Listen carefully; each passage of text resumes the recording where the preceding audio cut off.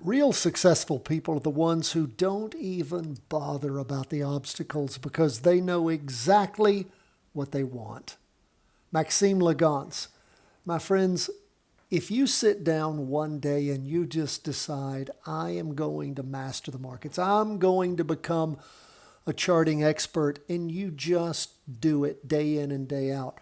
If that's your mindset, you're going to succeed because all it takes is the effort and the time. And you might say, Tom, how much time? How much effort? Well, I can tell you, if you will spend 10 to 15 minutes each and every day, a good 10 to 15 minutes with us, going over these charts, practice trading, taking time to watch the videos, and do a little bit of training, do a little bit of practicing. That is enough time if you'll just do it each and every day. But you know how many people do that? Almost none. That's why very few people succeed. That's why I love teaching the classes where I get people who are really interested, who are really going to devote the time and energy and sit down and learn it and do it. And then I get those letters, I get those emails, I get those telephone calls around Christmas time thanking me for all they learned and all they have become.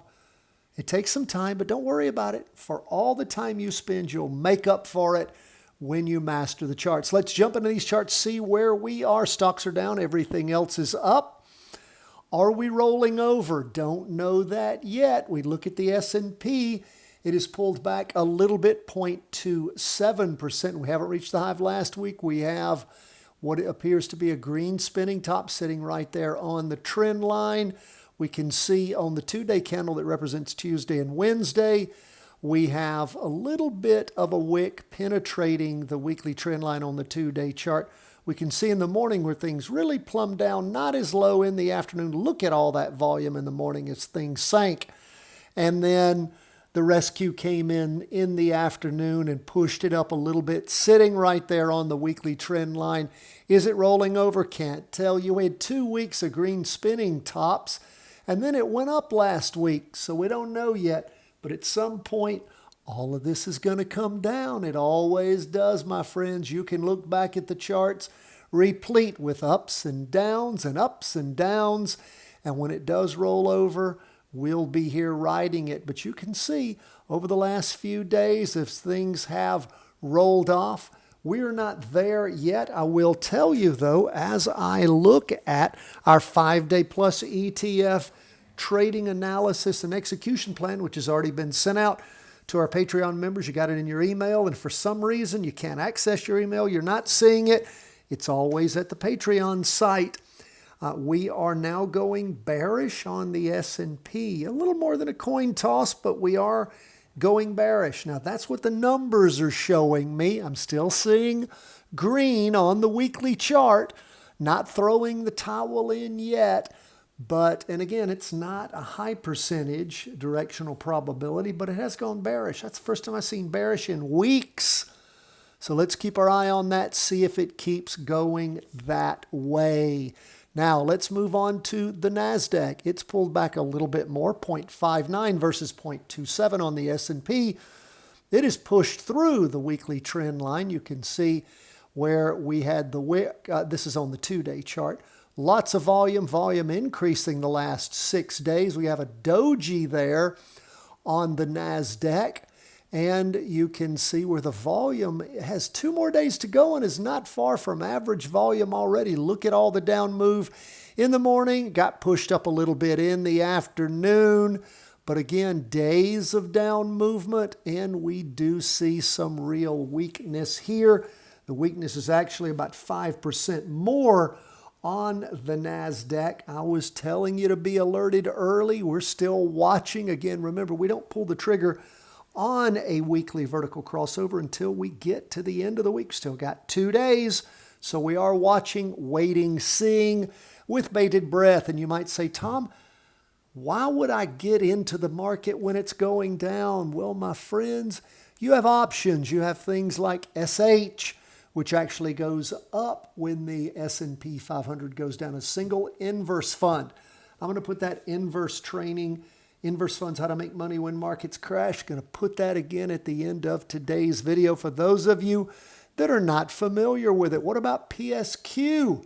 That is the ProShare single short of the NASDAQ 100 thing. These things are not panaceas. They don't solve all the problems when markets go down, but they do offer some options, as do options. Of course, we've got a great training 3-part series, Options Made Simple the Charting Wealth Way, available to all of our Patreon sponsors. The minute you sign up, you get it.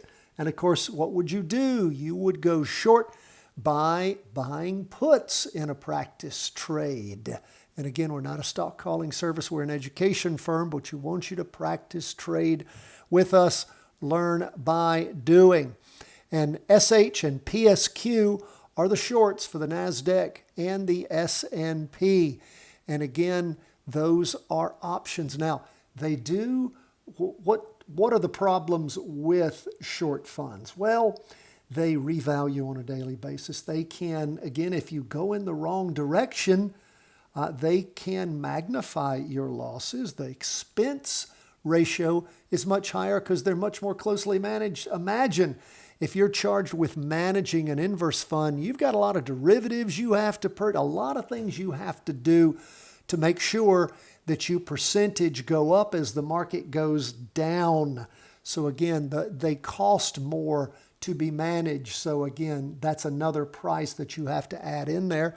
But if you can read a chart and the markets are crashing and you want to jump into something, if you've not practiced with inverse funds, you might have an opportunity to do so here real soon. Let's go on to 20-year U.S. government bonds. They're up 0.22%. Now, they've been up for the last 2 days now. Where are we? We are still, we're about flat on them. Let me see where we were yesterday on them. We were again close to flat. We've sort of seen things reverse a little bit as far as, again, when you're a coin toss, pretty much up or down, it doesn't surprise me when things flip over. Again, as we look at this, we did have the interim high, but we didn't have high volume. We then had a doji last week. We didn't have high volume or even average volume. And we have a little red down candle this week, and volume's just sort of there. I just can't really read the tea leaves when we don't have any good hard numbers for us here.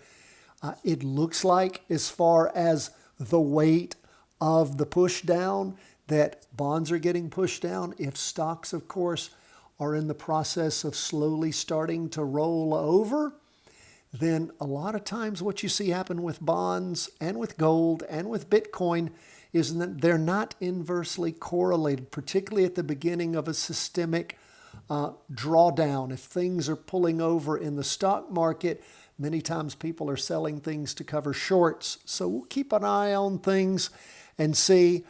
I still have a feeling of downward pressure from the interim high and the doji last week and the red candle that we have right now. It was only up 0.22% for the day. Let's look at gold. Gold now bounding up for the day 1%.